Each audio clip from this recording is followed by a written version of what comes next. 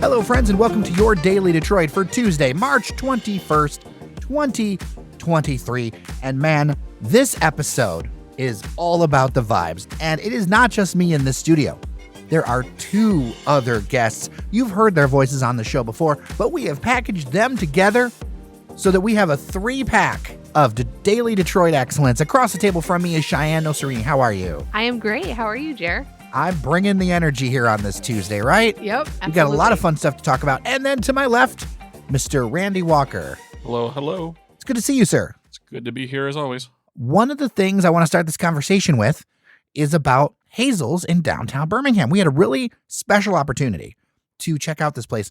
Now, I did not expect what we were walking into. I thought we were going to get some pictures of their absolutely beautiful new renovation because, as I've learned in this conversation, Hazel's is the kind of restaurant that has evolved their concept. It feels like they've kind of like let the market share where it's going to be, and then they kind of like went with it because, you know, Chef Emmele Harold is so talented. I had forgotten she was on TV and, you know, was it Guys Grocery Games that she was on? Yeah. A bunch of other stuff. So she can do basically anything that you put in front of her. But this is something where Hazel's has evolved into like this seafood, but it does some other stuff too, but seafood place that has got people talking. But the decor inside didn't really match the vibe of what they were selling anymore. And so they made some renovations. Yeah, Jer. So I had actually been to Hazel's when it originally opened, and folks might know it as Hazel Ravines in downtown. I'm really glad they changed that name. It's a mouthful. It is a mouthful. So they condensed it just to Hazel's, which is great. Mm-hmm. Before, it was kind of a mismatch of different vibes. They were trying to be like worldly, had a bunch of different things on the menu, and nothing was really cohesive then. It was all good. It was all delicious. Everything was delicious that I had tried the first couple times I'd actually gone. And then they had the lobster pound, which was incredibly successful during that first summer. And I learned because Chef sat with us for a while that lobster pound is a real thing. Like at first I was like, is this like pound puppies? Is this like like dogs in the lobster pound? Like lobsters? Like I'm not a seafood guy. And one of the reasons why I wanted to make sure both of you were with me on this was because, little secret, I can't eat a bunch of seafood. I mean, I can have fish, but much of the rest of the seafood side of the menu, and they've got more than seafood, but the seafood side of the menu, like I can't even tell you if it's good or not. The shellfish. Right. I didn't want to be selfish and keep this episode away from you because I couldn't eat shellfish. Yeah. So after the lobster pound, they brought in like a crab season for winter, and it was really successful. And then they were like, well, maybe we should focus on seafood. And then the pandemic hit. Right, right. So their physical space has kind of evolved over time. And so the reason we went there was the new look for that entrance. So you were there before. Tell us about it. Originally, when you first walked into the restaurant itself, they had a little grocery grab and go section for people who work down in downtown Birmingham. And when I walked in after their renovation, it was gone. I'm guessing they didn't have much grab and go during the pandemic. And so it was gone. Yes. Well, the entrance though, Randy, stunning. Yeah, now it is an airlock. One of the problems this actually addresses is Chef said that it was just a wind tunnel. When you open the door from the street, just blew wind down through the whole restaurant. So now they have an airlock inside, which is basically 2 doors separating the outside from the inside. So you open the first set of doors, you're in the airlock chamber, and then you open the second set of doors into the restaurant proper. And this airlock is gorgeous. It is copper walls with portholes lining it. Oh, wow. So it looks like a submarine dive airlock chamber. Yeah, it feels like you're going in. And I love the entrance of the place. It's in a newer building in downtown Birmingham. But one of the things that area does really well is match buildings to kind of the vibe to make things work. I was walking on my way over there and I actually saw something built like within the last 15 years that looks like one of the cool old buildings that you would see in pictures in downtown Detroit or something. And it's proof that you can build new and it doesn't have to look just like, you know, paneling like every new apartment building around here lately, right? But you walk up to Hazel's, like, it's an experience, like the lights, everything. Like I felt like I mean this in the best way, but I felt like I was going to something that was like really professionally designed, merchandise, like a casino or a true tourist stop or something like that. It's Yeah. really great. The outside, walking into the building, looks like you're entering an attraction. Yes, that's it, an attraction. And kudos to them because I think that's so important if you're going to have a restaurant concept, especially when you're going to hang your hat on, right? Like a lobster roll, which we're going to talk about a lot more than lobster rolls, in fact, because that's only a small part of the menu. But if you're going to do something that's a little bit more high end but still accessible, people are going to remember that stuff. I don't think enough people put enough thought into like that whole experience that you're going into. So that was the ostensive reason that we went to this. And then our night took a left-handed or right-handed, whatever turn was the fun turn. 3 of the 4 of us were left-handed, so we took a left-hand turn. That's true. I am the only, not only can I not eat the shellfish, I am the only right-hander. So I feel like this whole night was something different. Let's talk about some of our favorite dishes. So we tried so much on the menu, and I think we'll talk a lot about the seafood. I also want to talk about the dishes that weren't, because they had a really great burger. They had some really great stuff that was not shellfish that I was able to dive into. They have a non-alcoholic cocktail program on top of their regular cocktail program. Like, they did a pretty good job. So why don't we just start with the drinks, Randy? I know, Randy, this is a passion of yours. The drink I had was called the Niki Tiki. It is rum, Chambord, and coconut. Ooh. So You did not put the lime in the coconut, though. I put the raspberry in the coconut. Ooh. So it was fruity, tropical. It was delicious. Now, you sampled a little bit. I tried the non-alcohol. I did not even know that there was a non-alcoholic spirit out there. That was actually pretty decent. You had the Sneaky Tiki, which was the non-alcoholic spiced rum alternative with Coco Lopez, orgeat almond syrup, orange juice, and pineapple. It was a sweet drink, but it was pretty solid, especially if you like sweet stuff. How was your non-alcoholic cocktail? So I tried the Hazel Basil, which was really good. It is made with honey shrub and basil and soda water. It was delicious. The only thing I'm going to say that I didn't really like is that there was lavender buds in it.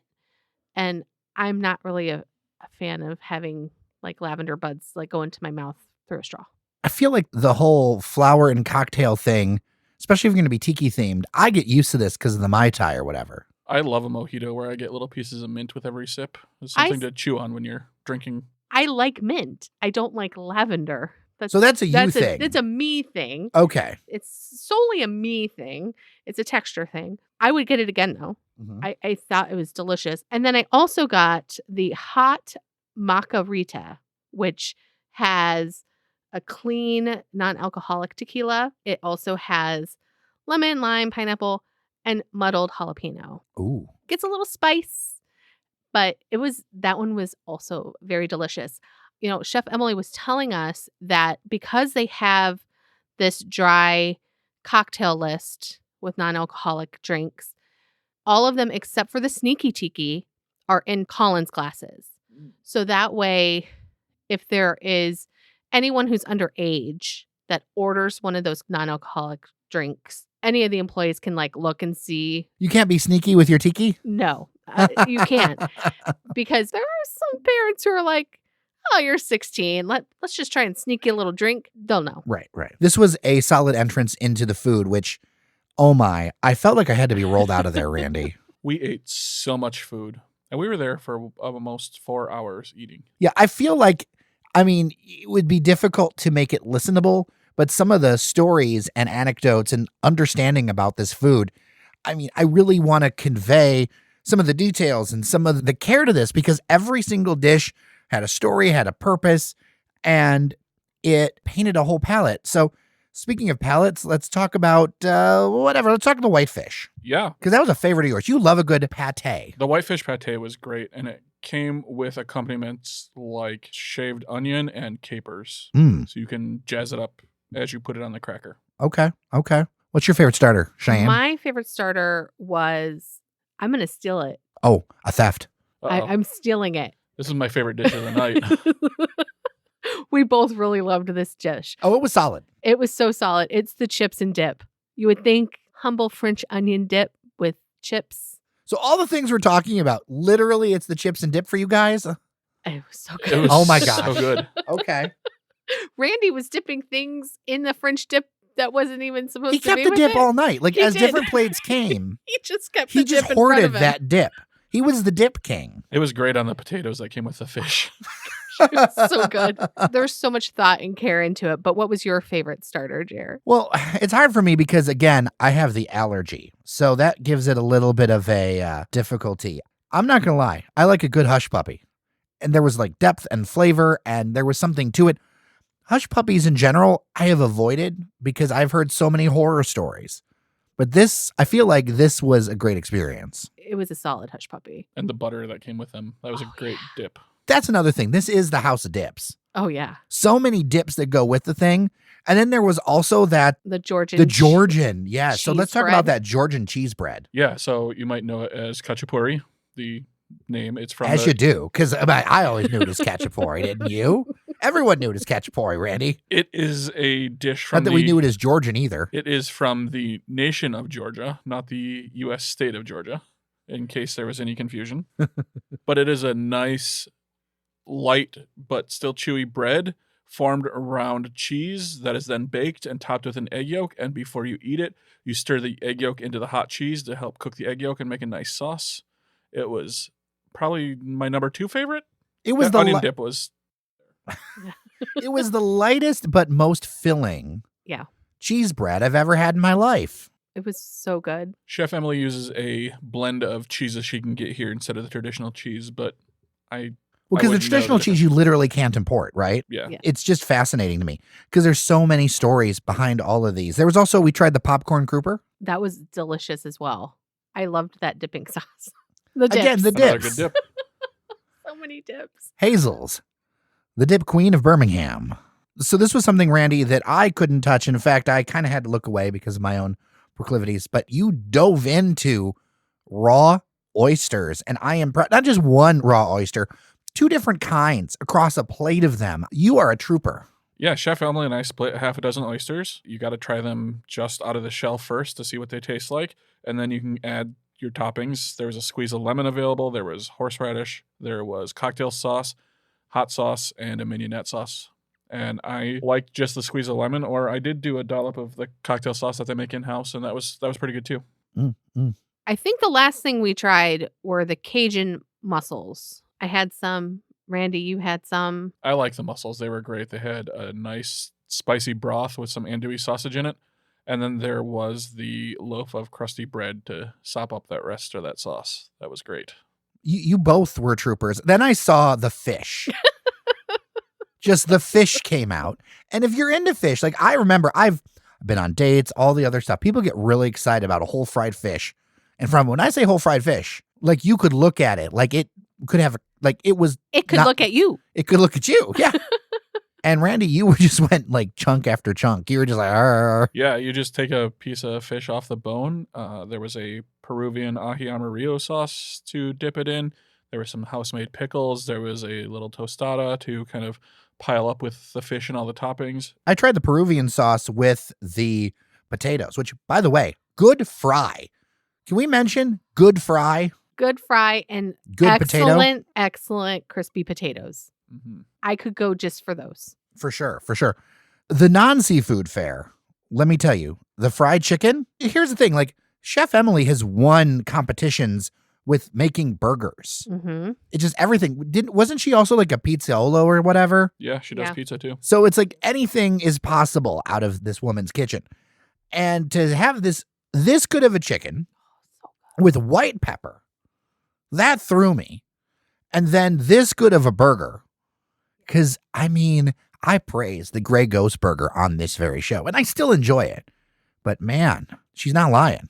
It's up there. If you're going with your seafood faring friends, I was not left behind in this. And this is why I'm excited. Yeah. I'm excited because I really thought I was going to go in here and I don't know whatever. I saw her on TV or whatever. Like, I didn't know what TV isn't real. Like, I didn't know what I was going into.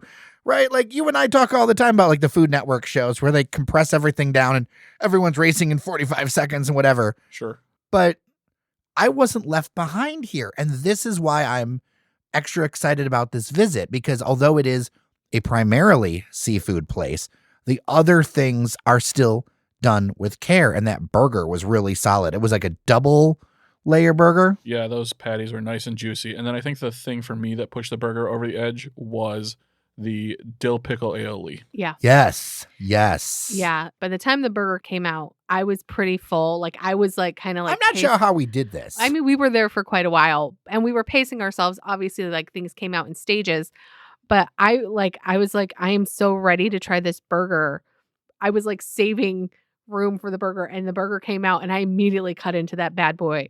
And I was just like, this is amazing. And and she also said, if I don't see grease coming off of my hands while I'm eating a burger, it's not a good burger. Yeah, like if you're going to do a burger right, I think you need to lean all the way in. Yep.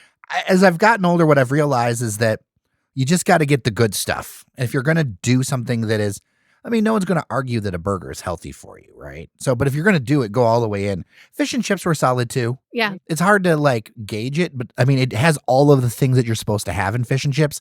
And it's just a comfort food for me. It's just really solid. The fries though, Randy, I mentioned the fries real quick, but they passed your test. Let's talk about your fry test. Yeah, the fries are good. When I pick up a French fry, I like for it to stay straight. If that fry droops, I know it's not cooked properly. And then the next thing is you got to bite into it. It's got to be crunchy on the outside, but then soft and pillowy on the inside. And these fries were perfect fries in my book. Well, and a lot of people go astray with the fry. And I think Chef kind of shared some of why that is, like because there's so many processes with it. Yeah, for a while they were making their own fries in-house, but it takes a whole lot. You've got, just the storage of all of those potatoes. Then you've got to peel all those potatoes, or if you don't peel them, you got to leave the skin on them. You've got to scrub them and cut them and soak them and rinse them and cook them 2 times or 3 times. Yep. So there is a lot of effort into a simple French fry. And she also told us that you won't know if it's good potato or not until after it's done cooking. Which I feel like I would be so heartbroken to go through all that work of like drums worth of potatoes. Mm-hmm. Which leads me to the other point about sourcing. She talked a lot about the locally sourced things that she did, or local vendors that get it from where it's supposed to be, and having great vendors and great food, whether it's the chicken, whether it's, the oysters or the mussels or the fish.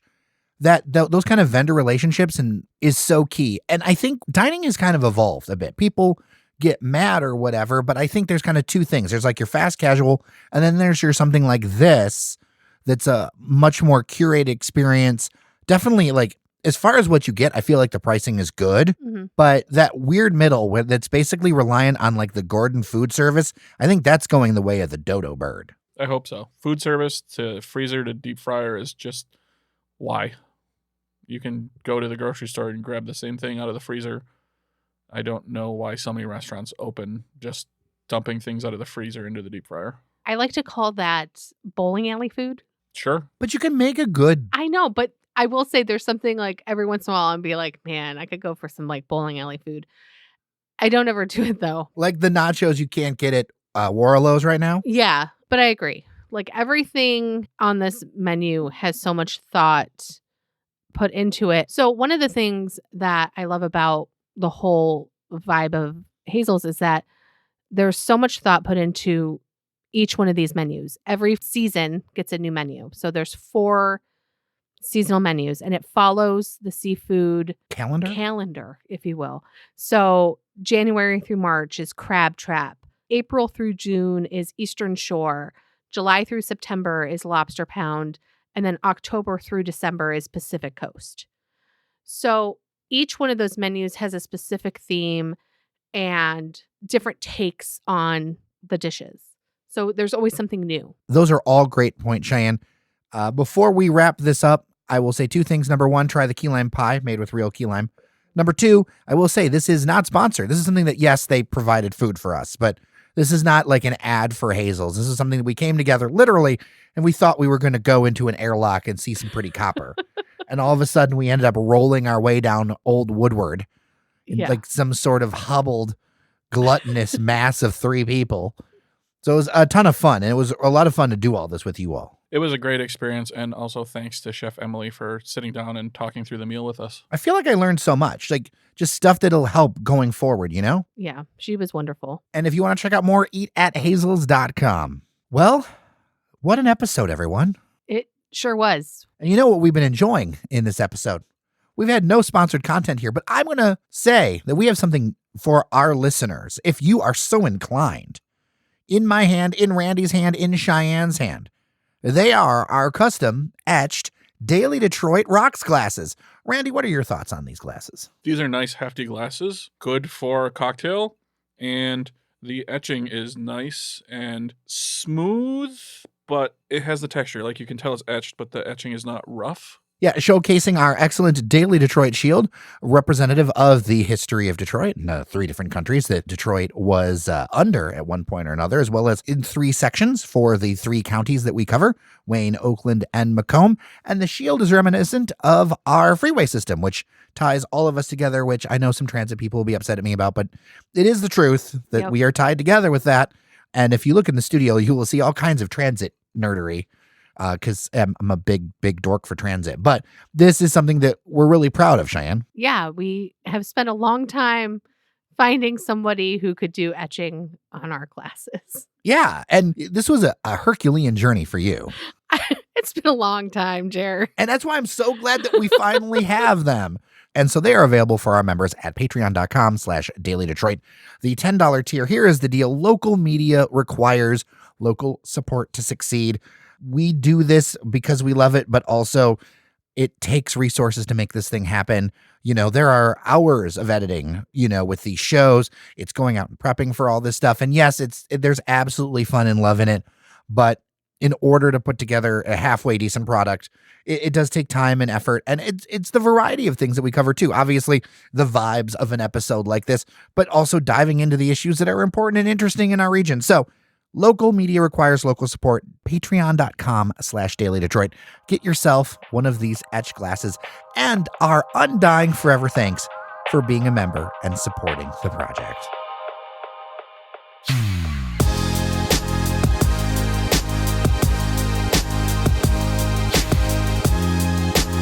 All right, everyone. Thank you so much for listening. I'm Jer Stays. I'm Cheyenne Osserini. I'm Randy Walker. Remember that you are somebody, and we'll see you around Detroit.